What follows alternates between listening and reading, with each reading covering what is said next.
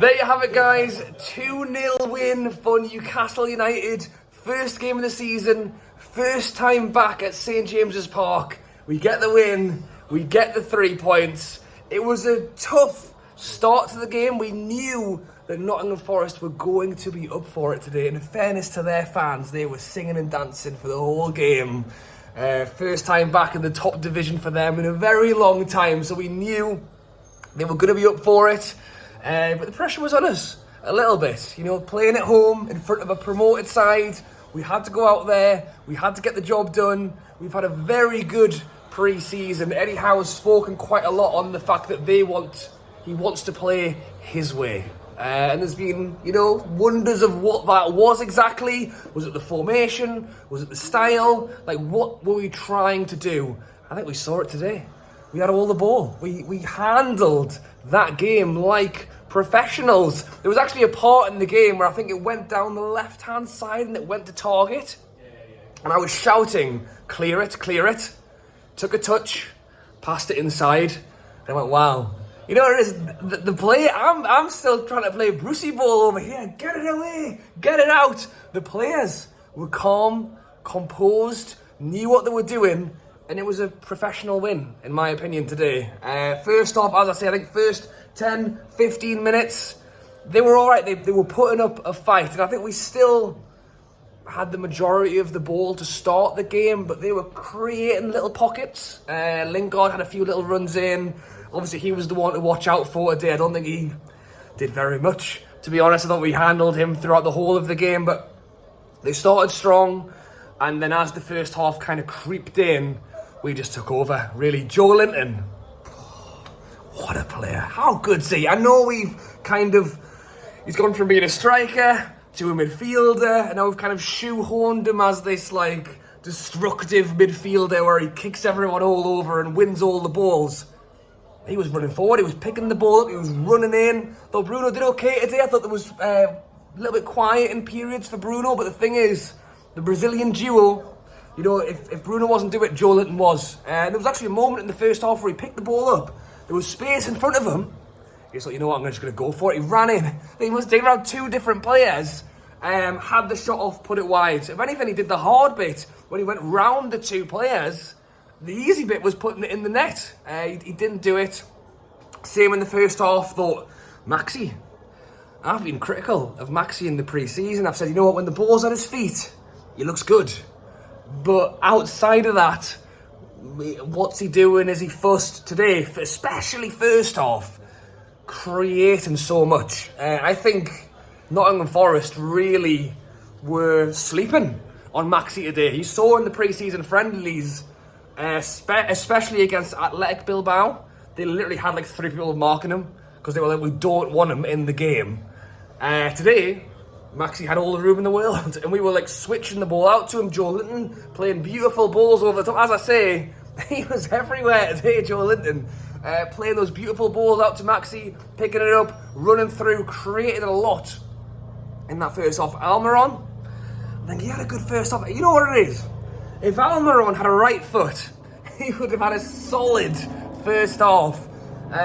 Running down, I think there was a point where the ball came across the box, and all it needed was a right-footed toe into the bottom corner. Instead, he turned on it to get back on his left foot. I was like, come on, Miggy.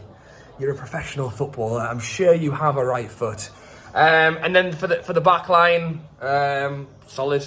I thought Trippier was all right. Obviously, getting forward. I mean, the amount of free corners we had in the first half. Trippier was over a couple of free kicks as well.